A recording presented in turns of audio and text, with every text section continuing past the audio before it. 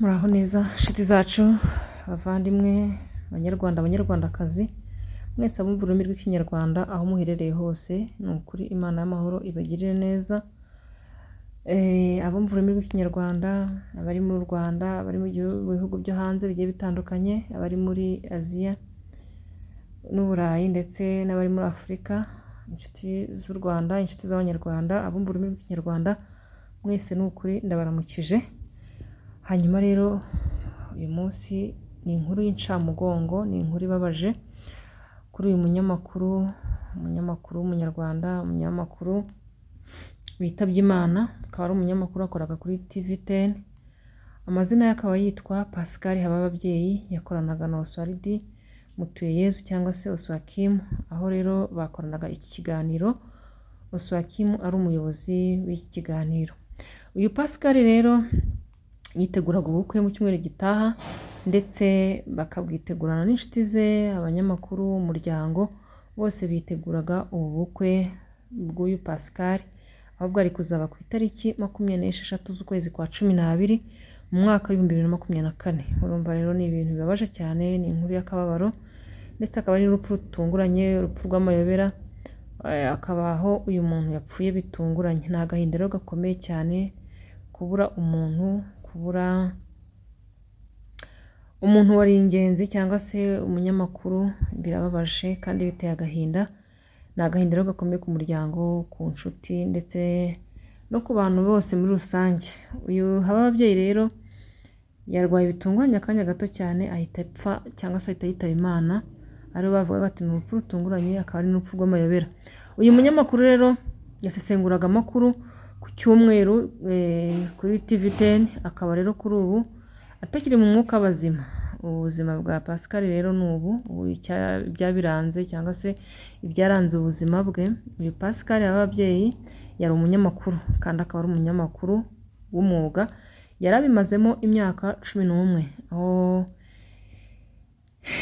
yaranaherutse guhabwa akazi keza cyane gakomeye, aho yari amaze kugirwa umuyobozi mu itumanaho, ndetse akaba yamenyekanishaga ibikorwa mu bitaro bikuru bya CHUK. Aho rero aka kazi yagakoze mu bihe bigiye bitandukanye, kari akazi rero yari amazemo igihe kitari gito, kandi akaba ari akazi yakoraga neza cyane, yakoraga cyane cyane yibanda no ku mategeko mpuzamahanga. Amashuri yize rero, yize amashuri yisumbuye ayigira Nyakabanda, hanyuma muri mashuri yisumbuye yize indimi n'ubuvanganzo kuva 2004 kugera 2006, akomereza muri Institut Catholique Kabgayi cyangwa se Iseka, aho yize kuva 2009 kugera 2014, aho yahavanye bachelor's degree cyangwa se licence diplome ya kaminuza mu ishami ry'itangazamakuru.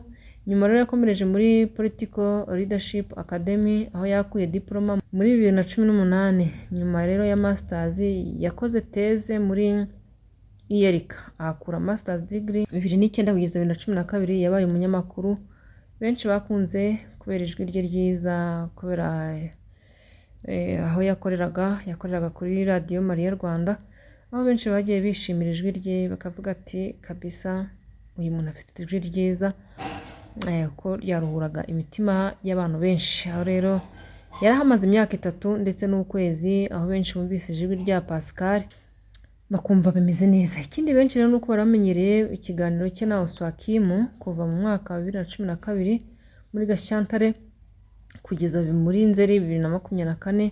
Yakoraga mu itangazamakuru, ariko akabifatanya n'ibindi by'akazi ke bwite cyangwa se ubushabitsi bwo ku ruhande, aho yakoraga ibiganiro makuru, ndetse akaba ari ibiganiro mpaka, aho byagarukaga kuri politike ndetse no gusesengura amakuru. Aho ibi rero yabitangiriye kuri Radio Huguka muri 2014.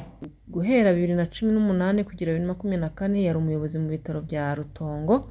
Hanyuma rero 2015 ajya kuri TV10 kugeza ubu yitabye Imana. Yakoraga kuri TV10 aho yakoranaga na Oswald cyangwa se Oswakim. Uyu mugabo rero Pascal, ni ukuvuga ngo Pascal Habababyeyi yari umunyamakuru w'umwuga nk'uko mwabyumvise, hanyuma ariko akaba yarize indimi n'ubuvanganzo secondaire cyangwa se mu mashuri yisumbuye. Hanyuma rero Pascal Hababyeyi akaba yari afite ubukwe ku itariki 26 z'ukwezi kwa 12 mu mwaka wa 2024. Akaba rero yitabye Imana ubwo bukwe butabaye kuko bari kuzaba muri cya cyumweru gitaha, iki cyumweru kiri imbere. Hanyuma akaba yanapfuye n'urupfu rutunguranye. Urupfu rutunguranye rero ntago yari arwaye, ntago yari ashaje. Ni ukuvuga ngo niyo mpamvu bavuga ati ni urupfu rw'amayobera, ni urupfu rutunguranye. Yarwaye akanya gato cyane ahita yitaba Imana.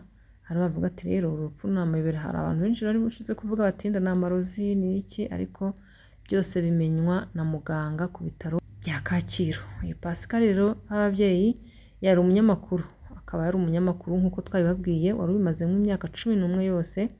Hanyuma rero akaba yaramaze guhabwa n'akazi keza cyane k'ubuyobozi bwo kuyobora ishami ry'itumanaho n'imenyekanisha bikorwa mu bitaro bikuru bya CHUK. Rero ahangaha aka kazi yagakoze mu bihe bigiye bitandukanye. Kakaba rero ari akazi yaramazemo igihe kitari gito kandi agakora neza. Nubwo akenshi nyine yibandaga mu bijyanye n'amategeko rusange cyangwa se amategeko mpuzamahanga. Amashuri yisumbuye yize indimi n'ubuvanganzo 2004-2006, hanyuma akomereza muri kaminuza aho rero mu ishami rwa Katolika Kabgayi. Hanyuma arakomeza aho yakomeje kugenda yongera ubumenyi.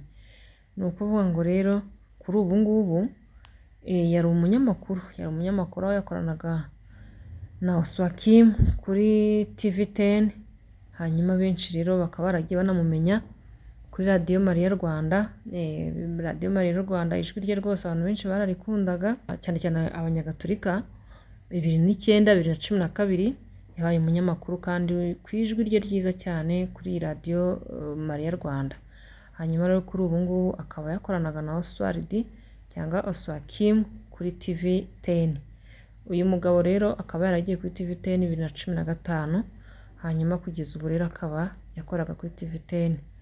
Ni ukuri ntabwo twabura kuvuga ngo Imana imwakire mu bayo. Niyo nzira ya twese niho tuzaca, ari ababyibushye ari abananutse, twese niyo nzira, ari abakomeye ari aboroheje, twese niyo nzira.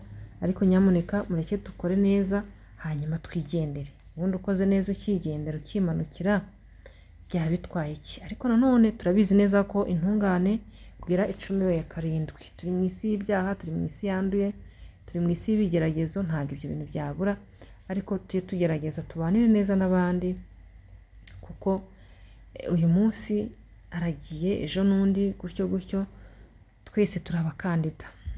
Uyu munyamakuru Pascal haba ababyeyi yitabye Imana atarwaye kandi adashaje mu by'ukuri. Ariho benshi bavuga ati rwose uru rupfu ruratunguranye, uru rupfu kubera icyo apfuye, uru rupfu kubera icyo agiye hakiri kare.